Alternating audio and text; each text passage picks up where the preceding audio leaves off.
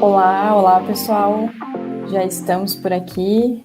Muito obrigada pela participação aqui, quem está nos acompanhando, né? Bem-vindos e bem-vindas.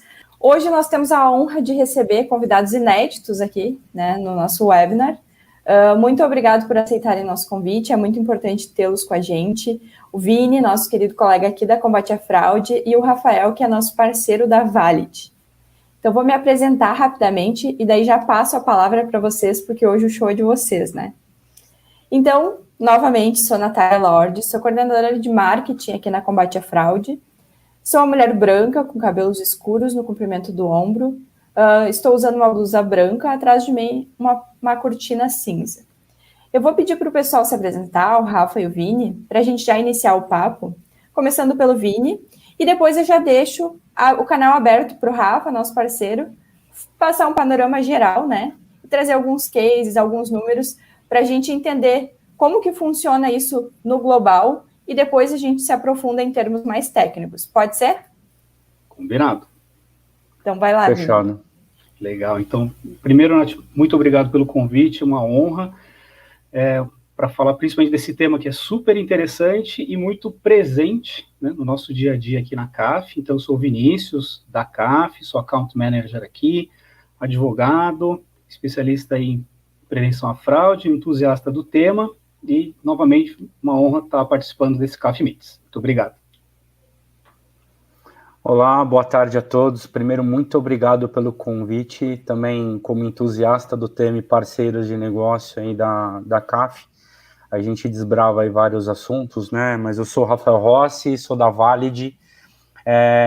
A gente atua com toda a parte de Identity Proof e identificação de pessoas já há mais de 10 anos no mercado. E espero agregar aqui com o nosso conhecimento e as nossas discussões aqui. Certo, Rafa. Então, se tu quiser começar trazendo alguns cases que a gente já estava comentando, né, algumas histórias que já existem, né, e que são provas de porque as empresas precisam estar atentas a todo esse trabalho que a gente está fazendo aqui de Know Your Customer, de Due Diligence. Então, pode contar um pouquinho da tua experiência já e casos que tu conhece. Bom, acho que, primeiro, para chamar a atenção, né, da turma, acho que a gente potencializar o problema aqui é bastante relevante, né, entender o tamanho do buraco e o quão preparado o mundo está para esse tema que é tão quente, né. Então, não muito distante, em 2020, tiveram 2 grandes casos, né, os 2 maiores casos aí divulgados, coincidentemente não aqui no Brasil, mas um foi na Malásia, provocado por um banco americano de atuação global, que tomou um pênalti aí de 2,5 bilhões de dólares, né, de prejuízo, tá, por não ter um processo de PLD muito bem executado, né, e não, como se isso não bastasse, ele teve que devolver 1,4 bilhão, tá, um caso bastante disponível aí na internet, se vocês quiserem estudar o caso de uso, é bastante interessante, para quem é desbravador do tema, assim como o Vini, e eu, e a Nath, todo mundo que permeia resolver esse problema. E um outro caso bastante relevante também, no mesmo ano, foi um caso que um regulador na China, eles começaram a investigar uma atuação de 3 bancos suecos, né, e dentro da esfera chinesa, e eles acabaram atuando nesse banco e gerando um ônus para o banco, esses 3 bancos somados, de 536 milhões. Tá? Então, assim, de dólares, né, que eu acho que isso aí potencializa ainda mais a conta em tempos de conversão aí que a gente está fazendo a quase R$6, né.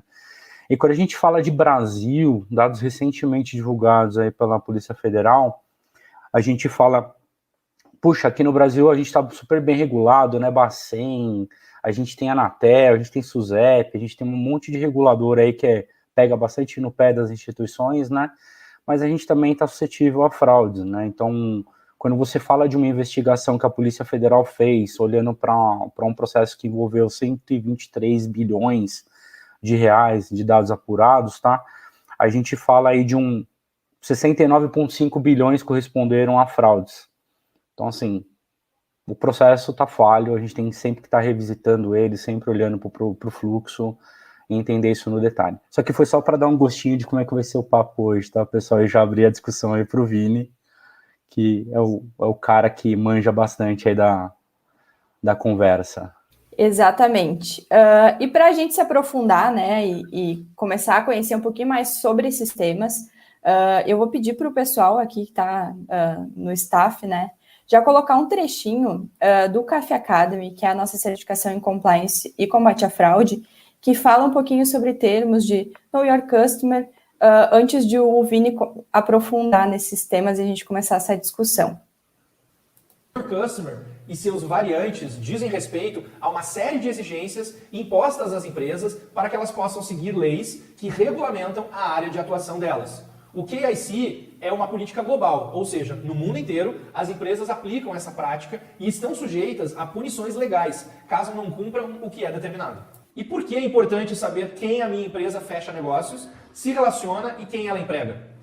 Essas exigências existem para fazer uma gestão de risco, prevenir crimes e assegurar maior segurança nas empresas.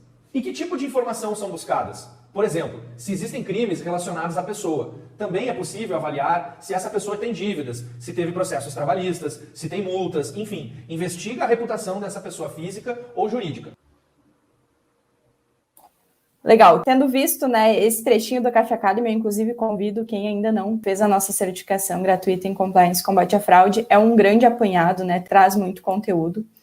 Mas então vamos aprofundar, né, nos motivos de não só Know Your Customer, como as outras práticas de que serem tão importantes para a due diligence. Então, para a gente entender um pouquinho de cada uma delas, vou passar a palavra para o Vini, para que ele já comece uma explicação um pouco mais completa desse tema. Legal, Nath, obrigado, bem legal esse vídeo.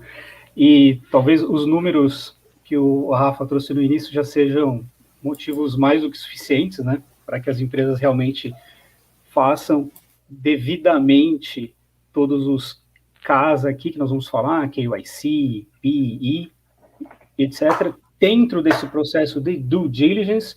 Claro que o tema due diligence ou diligência prévia, diligência devida, para o português, ele é muito mais extenso, pode se aplicar a diversas outras etapas e fases de uma empresa. Aqui, a gente vai se ater muito ao due diligence para conhecimento de, primeiro, do KYC do seu cliente, do seu customer. Então, o KYC é o Know Your Customer, ou seja, as providências que uma empresa deve tomar para conhecer quem será esse seu futuro cliente. Será que ele pode ou deve, ou eu tenho interesse como empresa que esse cliente entre na minha base? Quais riscos eu corro quando ele entra na minha base? Então, é esse conhecimento prévio que é necessário. Então, vamos pegar esse primeiro C, né, então, do KYC, então, para que você conheça o seu consumidor ou o seu cliente, né, nesse caso. A gente tem outro ponto aqui, Nath, na sequência, do outro C, senão eu posso ir falando aqui, por exemplo, do KYI, né? Maravilha. Todos os outros Ks se aplicam da mesma maneira. Então, para que você conheça um candidato, um potencial futuro funcionário da sua empresa, então seria o KYI, para que você conheça se você também está se expondo a riscos, quem foi ele, qual o histórico, que tipo de envolvimentos ele tem, se isso é interessante para a sua empresa ou não. Parceiros e fornecedores é o mesmo, né? Um parceiro, afinal de contas, qualquer conduta fora dos trilhos ou que, enfim, infrinja qualquer legislação vigente, pode, obviamente, respingar na sua empresa, porque se ele é um seu parceiro de negócios, o princípio, a ideia é que você esteja realmente bem alinhado em princípios e valores. Então, você quer realmente que você consiga parceiros e fornecedores que tenham os mesmos valores que a sua empresa. Então, dentro desse processo de due diligence, ou de, enfim, diligência prévia, você tomar os passos necessários para que você tenha certeza que você está contratando, colocando dentro da sua companhia funcionários, clientes, parceiros e fornecedores muito alinhados tanto com seus princípios quanto também com a legislação vigente. Esse é um overview de toda essa sopa de letras dos Ks. Legal. É bem importante a gente ter, né, claro, cada um desses keys, porque eles se complementam. A gente sempre ouve muito falar sobre Know Your Customer, Know Your Client, né, é chamado dos dois nomes, mas todo o processo tem que estar muito bem alinhado, né, às vezes o cliente, a gente está cuidando muito do cliente que nos vem, mas às vezes quem está dentro da casa com a gente pode estar oferecendo risco. Então, isso que é muito importante nesse processo, né, que tudo esteja com respaldo, que tudo esteja muito bem alinhado, todas as pontas estejam com os nozinhos certinhos, né, então, como a gente fala. Poderiam falar, então, um pouquinho sobre a questão das legislações também, né, porque às vezes as empresas, elas têm muita dúvida em relação a isso. O que regulamenta o meu setor, o que regulamenta, o que me traz no Brasil e no exterior em relação a essas práticas, né, essas políticas. Legal, Nath. Vamos lá, Vini e Nath, eu posso só, antes de puxar, Claro. Olhando ainda para os 4Ks, né, o Know Your Customer ele já está um pouco mais difundido no Brasil, acho que ele é mais comum, mas quando a gente fala de Know Your Employee, seu funcionário, conheça seu funcionário, conheça seu parceiro, conheça seu fornecedor, a gente não tem tanta regulação sobre isso ainda, né? A gente não tem tanta regra sobrepondo a isso, né? Mas entendemos que as empresas já estão amadurecendo no processo e trazendo isso para uma discussão já em pauta. Por exemplo, quando eu vou contratar um serviço, ou fazer uma RFP, eu preciso saber se aquela empresa não vai gerar um risco para a gente. Esse processo ele já está um pouco mais difundido, não somente através das ferramentas de contratação de fornecedores, e contratação de pessoas também. A gente viu recentemente aí plataformas digitais recebendo aportes, a própria GUP, né, eu vou dar um exemplo, eles seguem um fluxo de trabalhar o entendimento de quem e o relacionamento entre contratante e contratado. Então, esses mercados não tão difundidos e regulados passam a ter uma observância também no que tange a esse processo e trabalhar com segurança para trazer uma empresa, uma pessoa qualificada para dentro do seu parque de relacionamento, né? Eu acho que não tange só, é que Know Your Customer para a gente já está mais difundido, tem vários órgãos gigantes aí que fazem análise sobre ele, mas eu acho que era importante deixar essa menção aí para a turma. Com certeza, e mesmo que não esteja tão regulamentado, não quer dizer que não ofereça risco, né? Exato, então, o risco está aí na mesa. Exatamente, o risco está aí, não basta a gente seguir a regulamentação existente e estar correndo risco por outros lados, né? Então, estando ciente de que existem, né, essas possibilidades de proteger, não só a empresa, né? Tem muitos aspectos a serem protegidos quando a gente fala de contratação de parceiro, de contratação de fornecedor, funcionário, enfim. Então, estando ciente disso, é uma chance a mais de a empresa conseguir fechar ali uma barreira de proteção. Pode seguir aí, pessoal. Legal, Nath. Não, perfeito, você tirou até as palavras que eu ia comentar, justamente isso, né? Porque muitas vezes a legislação, ela vem posterior a algum grande problema que ocorreu. Então, se as empresas tomarem essa devida cautela prévia, ela evita aí não só a questão de penalidades em relação a multas previstas em lei, mas também essa integridade da imagem da companhia, a seriedade com que ela leva todos os seus processos, isso transparece para o mercado também, isso é muito importante, né?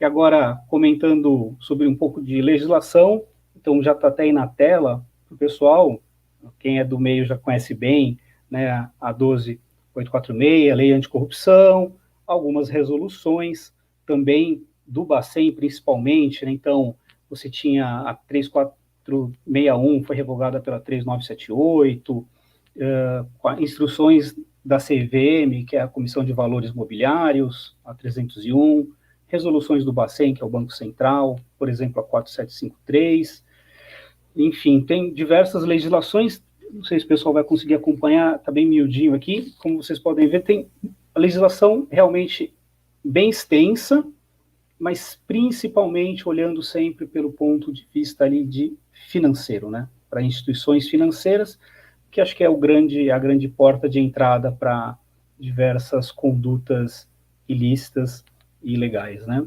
Vamos lá. Tem bastante coisa. A circular do Bacen, isso aí, a instrução CVM 301, de prevenção à lavagem de dinheiro, a resolução 4753 do Bacen também, entre outras aqui. Não sei se vale a gente citar uma a uma do que elas dispõem, né? Acho que o pessoal vai ter acesso a todo esse material, mas pode falar, Nath, por favor. Eu acho que vocês poderiam talvez citar quais as principais, principalmente no mercado financeiro, de PLD, algo nesse sentido, assim, de como, o que essas legislações nos falam em relação a Know Your Customer, Know Your Employee, enfim. Legal, não, perfeito. Então, falando aqui, vou pegar aqui a Lei de Prevenção à Lavagem de Dinheiro. Você citou algumas outras siglas, né? PLD, o PT também, enfim. PLD, que é a Prevenção à Lavagem de Dinheiro, e também Financiamento ao Terrorismo. São dois temas que, principalmente lá fora, né? Acho que nos países... Até, Rafa, acho que isso é interessante, acho que você deve ter esses dados aí, os países que mais sancionam, que aplicam multas relacionadas a essa legislação de conhecer Tenho seu sim, cliente. Vini. Estados Unidos, em ordem de prioridade, tá? Estados Unidos, Suécia, Alemanha e Israel.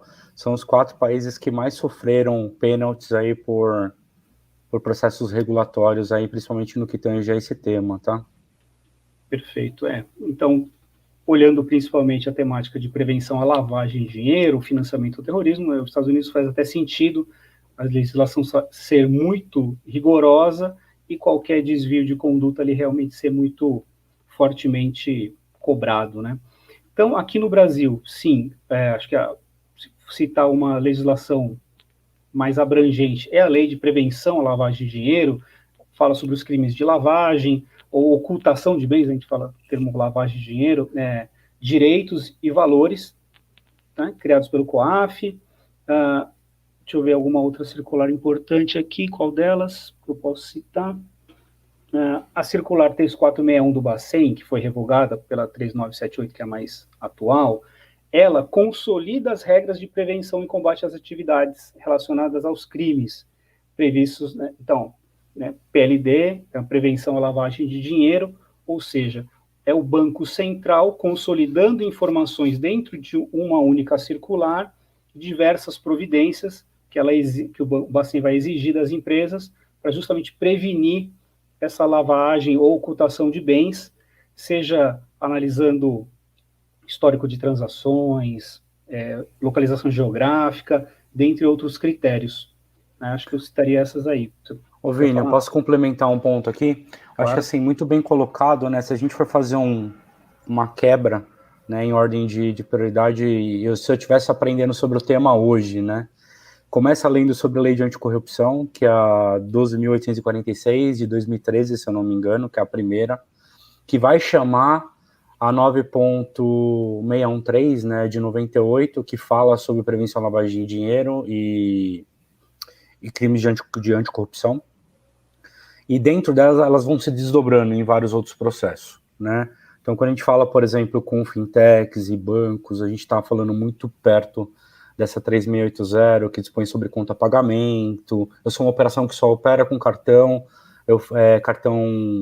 cartão de crédito ali, eu não tenho um sistema que necessita de uma análise mais profunda, então eu sou julgado no âmbito legal aqui pela circular 3680, então estou dentro dos assets, dos atributos aqui da conta pagamento que o Bacen estipula, mas está muito pertinho ali, por exemplo, da conta corrente, que a 4753 transaciona também, e fala, ó, todo o processo para você abrir uma conta, você como cliente, entender todos os atributos, e não só entender o que você tem que ter do ponto de vista de armazenagem da informação para uma auditoria posteriori, mas você entender como é que você vai tratar esse dado, né, como você vai ter governança sobre esses dados, e qual que vai ser e como tem que ser a periodicidade de atualização desses dados.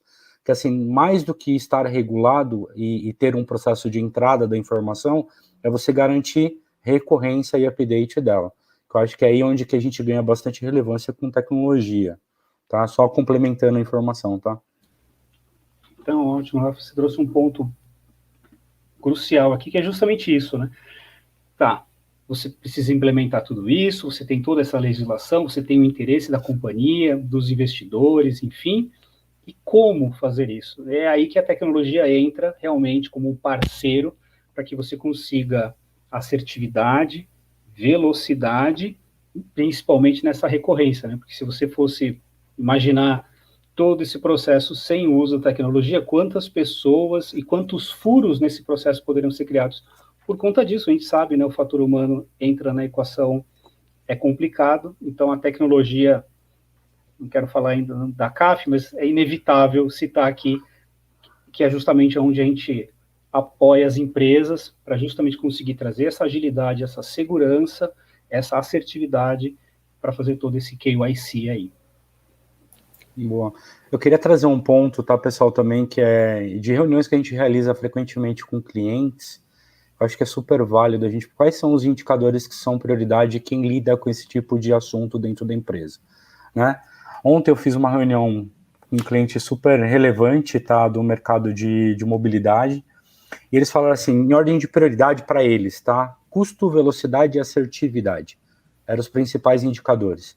Para alguns, a assertividade é maior porque o risco e a sensibilidade ao risco impacta na esteira, eu sou penalizado por isso, então a assertividade vem primeiro. Então, eu quero ter uma solução parruda que me garanta que eu não vou ter ninguém ruim dentro da minha base. Velocidade de implementação dessa tecnologia, velocidade de resposta dessa tecnologia às minhas solicitações. E o terceiro fator é custo. Quanto que isso tudo custa na jornada do meu usuário, na minha jornada de aquisição de usuário, na minha jornada de validação e autenticação desse usuário e no que tange aos regulatórios. Acho que é importante a gente ter muito claro quais são os indicadores ao implementar um processo desse que a gente vos fala aqui, antes da gente evoluir, tá, para uma conversa mais estruturada, até mesmo de implementação, entender bem no bit qual que é o problema que você quer resolver e quais são os seus principais argumentos para a defesa dessa tecnologia. Acho que é super importante para você montar um business case aí que sustente bem essa hipótese, tá?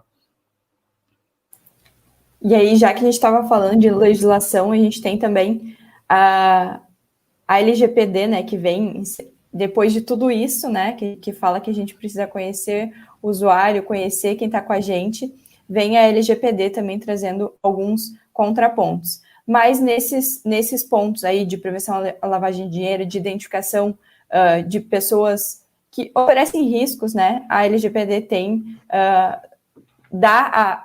não digo que é a liberdade, mas dá a abertura de a empresa poder se proteger e traz tudo isso. Não sei se vocês querem comentar também sobre a LGPD nesse sentido aí. Começa aí, Vini. Não, legal, Nath, trouxe um ponto bem bacana. Acho que a única legislação que ficou faltando, que seria aí a cereja do bolo e de tudo isso. Então, depois de toda essa legislação, entramos com a LGPD, que é a Lei Geral de Proteção de Dados brasileira, que justamente dá essa permissão para que as empresas possam implementar todo esse processo, mas, ao mesmo tempo, em um outro ponto da lei, pede essa transparência, o uso adequado desses dados, a questão da utilização de dados sensíveis, mas eu acredito que hoje, principalmente com o apoio da tecnologia e de empresas que fazem o seu devido due diligence, que tenham parceiros verificados, você consegue realmente fechar esse círculo e se apoiar em companhias, empresas e funcionários que estejam todos realmente interessados em fazer valer essa legislação, não tentar, enfim, transgredir de alguma maneira. Eu vejo muito por esse lado. Rafa, você tem algum eu vou aprofundar um pouco mais, tá, pessoal? Eu vou até tentar ser um pouco breve, mas acho que não tem como a gente não passar sobre o tema. Quando a gente fala de LGPD e dado, a gente já começa a tremer, né? Vou ser penalizado por armazenar o dado do cliente. Primeiro ponto que a gente tem que entender, tá, olhando pro meu produto, tá? Eu vou falar assim, eu sou dono de uma fintech, eu quero entender meu produto, eu sou controlador, eu sou operador do dado. Então, se você é cliente, você armazena o dado, você é controlador do dado, você é dono daquele dado, tá? Por questões de fraude, a LGPD ela tem uma linhazinha lá que fala assim, por questões de antifraude, você não precisa pedir consentimento explícito para o usuário. Tá? Isso dá a prerrogativa para a empresa usar aquele dado para uma validação durante o ciclo ou jornada de onboarding daquele usuário ou a posteriori, suponhamos que o meu processo seja pós-processado. E aí, quando entram empresas que fazem esse stack, tá? O próprio exemplo da Combate à Fraude, a Valid, que a gente atua no mercado com um stack de soluções para atender esse tipo de demanda, a gente entra como operador do dado. Ou seja, a gente não tem responsabilidade e risco sobre gestão do dado que vocês capturam. Vocês enviam perguntas onde a gente responde com um certo grau de confiança, tá? Então, isso deixa a operação de vocês com um risco muito baixo e com compliance super assertivo perante a LGPD.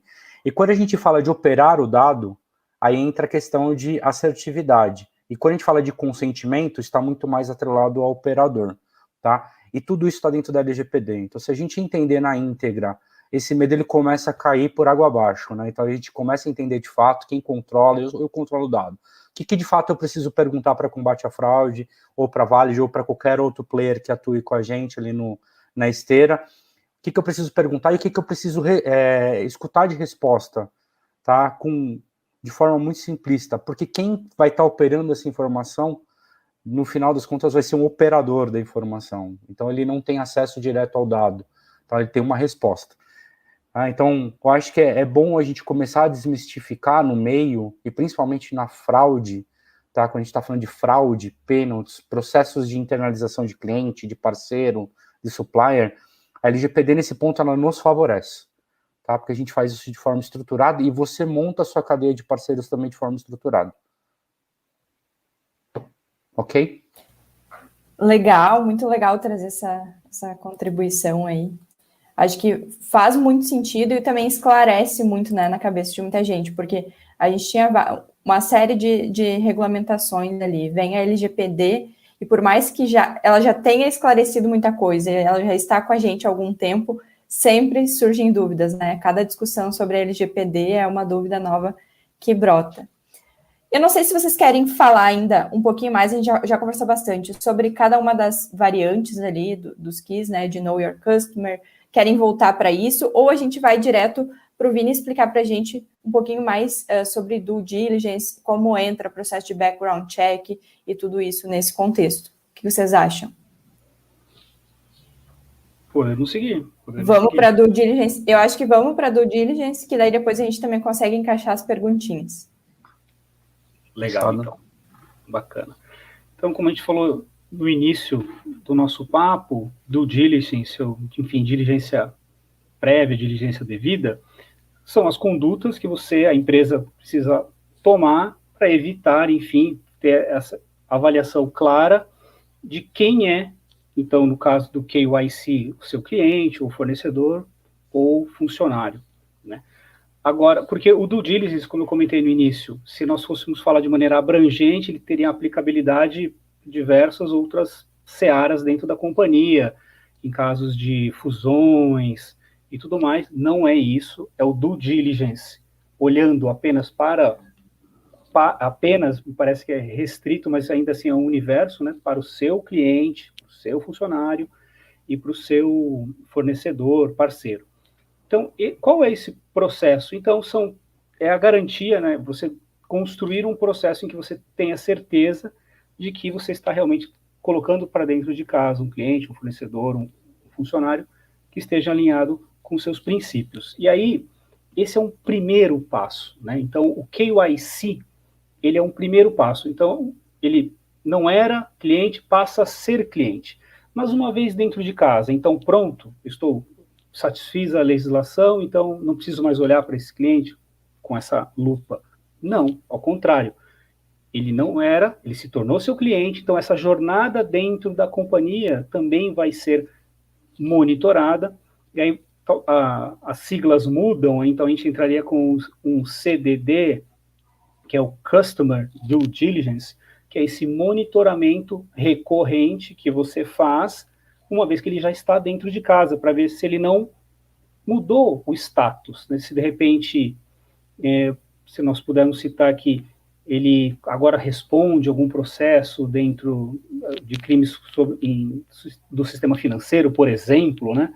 Ou até mais graves de lavagem de dinheiro ou financiamento ao terrorismo, e esse CDD, agora imaginemos, né, você tem que fazer um KYC para conhecer o seu cliente, uma vez que ele está entrando dentro de casa, você tem que fazer esse processo contínuo, uma vez que ele está aqui dentro.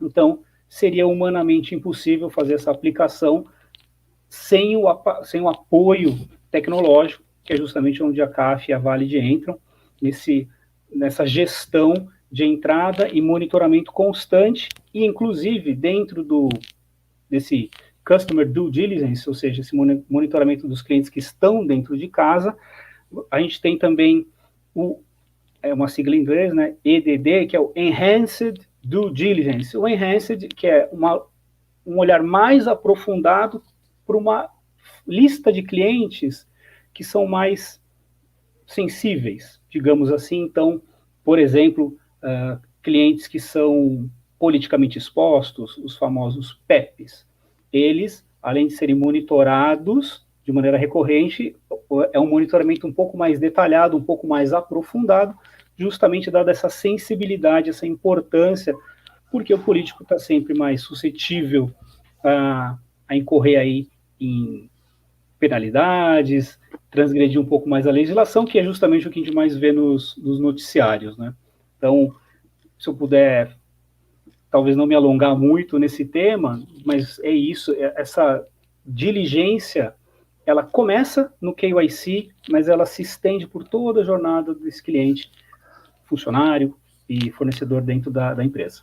Ô Vini, eu queria te fazer uma pergunta aqui, eu acho que eu tenho direito também, né? Então vamos lá, acho que para deixar dinâmico. Uma dúvida que surge em todas as conversas que a gente tem com o cliente também, cara, o quão complexo é eu pedir uma informação para um usuário, tá? Assim como a gente tem medo de implementar LGPD dentro da empresa, a informação que eu tenho que pedir, também o usuário agora está com medo porque está todo mundo assustando todo mundo com essa informação, né? Então, cara, você vai me passar esses dados, eu vou fazer o que com esses dados? E aí, quando a gente fala de solicitação de dados e pedir um mínimo de touchpoint com o usuário, o que é minimamente mandatório para a gente cumprir essas etapas? Eu acho que isso é importante a gente deixar claro aqui. Queria a sua opinião. Não, super concordo que realmente é melhor não ter muitos atritos, né, principalmente nesse onboarding. E hoje, minimamente, do lado desse cliente, o que nós precisamos seria um dado pessoal dele e uma foto de um documento, algo que em 10 segundos a gente consegue até extrair do próprio documento mediante captura de imagem. E, claro, para que a gente fique bem alinhado com a legislação, em todo menu você tem ali aquele checkbox, né, de termos de uso, política de privacidade, aonde ele dá a concordância dele para que a gente faça realmente, a gente utilize aquela linha da LGPD de justa causa para a prevenção a fraudes, que a gente possa fazer essa busca dos dados. Então, hoje, realmente, do lado do cliente, os dados que a gente precisa para fazer essa análise são mínimos, para justamente, como você bem colocou, não ter nenhum tipo de atrito, ser uma etapa adicional hoje, mas que já faz parte do dia a dia das empresas e é bem tranquila, é basicamente um cadastro simples, bem simples mesmo, e com isso a gente consegue fazer toda essa diligência. Até por isso que o nome é background, né? Ele acontece tudo por trás, né? A consulta, as investigações, o processo, e tentar passar o mínimo de atrito aí para o usuário, né? Então, assim, experiência hoje é um fator muito, está na métrica de todo mundo, está nos KPIs de todo mundo, em qualquer empresa que trabalha com aplicativo, processo de abertura de conta, né? E quando a gente entra nesse cenário, eu acho que é bem complexo se a gente traz um formulário de 56 campos ali, eu acho que todo mundo já passou por esse cenário, né? Tem que preencher Ninguém mais suporta, né? Ninguém mais suporta. Então aqui, eu acho que a tecnologia, ela favorece a gente justamente para acelerar a inclusão. Então assim, com um documento uploadado ali com uma foto tirada, com tecnologias que trabalham por trás, extraem os dados daquele documento, o usuário só valida a informação. Então, tudo que possa acelerar essa experiência do usuário durante a jornada dele, ao fazer um onboarding, passar por toda a investigação de Know Your Customer e background checking aí na tecnologia, a gente mitiga. Mas, assim, não se iludam que os processos são poucos, tá, pessoal? Que aqui a esteira ela é bem complexa, ela é bem grande, ela tem de vários pontos, né? Principalmente no que tange a identidade, prova de identidade, né? Garantir que o Rafa é ele mesmo, que o Vini é ele mesmo na hora que ele está fazendo onboarding, evitando problemas de SIM swap, evitando problemas de account takeover.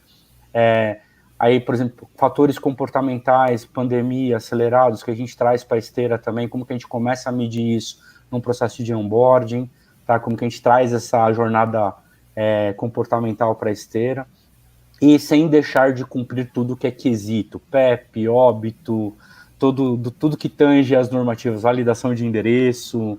Então tem vários temas que a gente tange que nem sempre é pedido isso para o usuário, não significa que isso não está sendo feito, né? Então acho que isso é um tema bastante importante. Exato, e aqui a gente sempre fala também, né, Vini, do quão importantes são o complemento de cada uma dessas coisas, né? Não adianta a empresa fazer um background check automatizado, super rápido e super completo, mas a gente não sabe se quem está lá fazendo o onboarding é a pessoa mesmo, né? A pessoa que está usando o documento, não é um documento fraudado, não é um documento, um CPF que foi vazado nesses inúmeros vazamentos que estão acontecendo aí, que todo dia é uma bomba de notícia nova, né? Então, por isso é muito importante que todo o fluxo, né, todo o ciclo, desde a entrada ali, desde o primeiro contato da pessoa que está abrindo uma conta, abrindo um cadastro, seja ele qual for, que a pessoa se prove ser ela mesma, que essa ferramenta e esse background por trás, ele esteja super completo. Talvez o Vini possa falar também um pouquinho aí sobre o que antecede, né, essa consulta de background check e o que é necessário. Não, com certeza, Nath, você tem toda a razão, e é justamente isso, né, que a CAP também oferece, essa esteira de ponta a ponta, do início ao fim, porque justamente não adianta nada eu fazer um background check muito bem feito, se lá na frente o cara conseguiu passar com um documento fraudado, passou o João pelo José, enfim, tudo isso. E outro ponto que o Rafa também bem colocou, pro cliente, toda a comodidade e facilidade da tecnologia, mas isso não quer dizer que seja um processo simples, é o contrário, né? A gente facilita muito para o cliente para que ele entre, não tenha toda aquela experiência traumática. Acho que quase todos nós já, em algum momento, preenchemos essas fichas para financiamento imobiliário, por exemplo, da Caixa Econômica, são 20 folhas, você preenche a mesma coisa em várias delas, mas, gente, esses dados não estão online? Sim, então é orquestrar tudo isso, essa facilidade que a gente traz, de fato. Então, ter um onboarding em que eu tenha, sim, a garantia de que, então, Vinícius é o Vinícius, o Rafa é o Rafa, a Nath é a Nath, mediante a apresentação desse documento, validar que é um documento autêntico. Então, vou tirar uma selfie, bem simples, validar que, então, era eu mesmo presente ali, vivo na frente da câmera, biometria facial, e aí, sim, extrair todos os dados, eu tenho certeza de que são dados corretos, e aí começo a fazer esse background check. Ele pode ser realmente muito extenso, então, entender se ele é politicamente exposto, se está presente em listas restritivas internacionais, nacionais, se ele tem processos judiciais em nome dele, protestos, validar endereço, telefone, renda, e assim sucessivamente. O que a empresa deseja olhar, ela não necessariamente, como o Rafa também colocou antes também, não precisa dar essa satisfação para o cliente, porque é a garantia que ela quer ter de quem ela está colocando para dentro de casa, e a legislação as ampara, e é isso que a gente consegue fazer com tecnologia de maneira muito, muito fácil, de novo, para não gerar atrito, poder escalar, ganhar velocidade, mas nem por isso é um processo simples, muito pelo contrário, né? Que nos bastidores são várias tecnologias rodando, né? Isso é muito importante. E extrapolando um pouco essas informações que o Vini falou, entender todos os riscos, né? Tem algumas outras que eu acho também são bem legais. Ocupação profissional, por exemplo, é uma coisa que no background checking ela é olhada. Quando a gente fala de identificação de beneficiários finais da operação, quem que vai ser o beneficiário final daquela operação?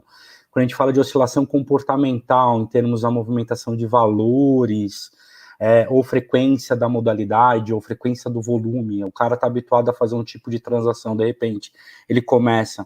Então, assim, não só no ato de entrada do background checking, mas quando a gente mantém esse dado no ciclo de vida, né, no CDD, como o Vini falou, é super relevante a gente ter quais são os indicadores que a gente vai monitorar daquele usuário, e quais são os sinais que isso pode me alarmar me gerar uma trigger para eu revalidar aquele usuário e ver se ele não teve nenhuma mudança de comportamento no score inicial dele. Né? Então, isso é o que você vai ser regulado, é nisso que você vai ser auditado, é nesse processo que você vai ser investigado caso tenha algum pênalti. Tá? Então, nesse âmbito, não só na entrada, mas o que eu vou ver desse usuário durante o ciclo de vida dele e no relacionamento com a minha marca. Legal. E talvez um outro ponto, né, que talvez possa trazer algum questionamento tudo bem, fiz tudo isso e ainda assim esse meu fornecedor, em dado momento, cometeu alguma infração, o que isso pode refletir para mim, como empresa, e na verdade, não muito. Por quê? Porque do seu lado você tomou todas as devidas providências e se acautelou, ou seja, a legislação te ampara, o próprio Código Civil, né, o princípio da boa-fé. Então você imagina que assim como você segue a lei, você espera que aquela empresa também o faça, e você fez todas as suas devidas diligências prévias para que, em casos fortuitos aí, você não precise segui-lo num processo judicial. Peraí, você cometeu ali, isso é um problema seu, você consegue realmente se desconectar disso. Isso vale tanto para cliente, fornecedor e funcionário também. Só um ponto adicional. Boa. Legal, pessoal. Eu achei que nosso papo ia ser mais curtinho, mais rápido, mas quando a gente começa a conversar sobre isso, sempre tem mais coisa para trazer. Não sei se vocês têm mais algo para complementar, Rafa ou Vini, senão a gente já vai encerrando por aqui para não estender muito. E eu tenho certeza que a gente vai marcar de novo aí, porque foi um papo muito legal e é um assunto que rende muito, né? Então, talvez a gente focar em algum segmento, tentar entender e aprofundar como a ferramenta de background check consegue automatizar esses processos, né? E como a nossa parceria pode ser útil para as empresas, que eu tenho certeza que vai render resultados muito positivos para todo mundo. Com certeza, Nath. Eu só posso agradecer, mas vamos lá, Rafa, por favor. Não, eu também quero agradecer, acho que é um tema super relevante para a gente discutir, continuar discutindo, né? Acho que trazer novidades, tendências, entender como que está funcionando lá fora, tentar replicar aqui. Eu acho que isso agrega muito valor em como a gente constrói, até porque a gente determina qual vai ser a esteira.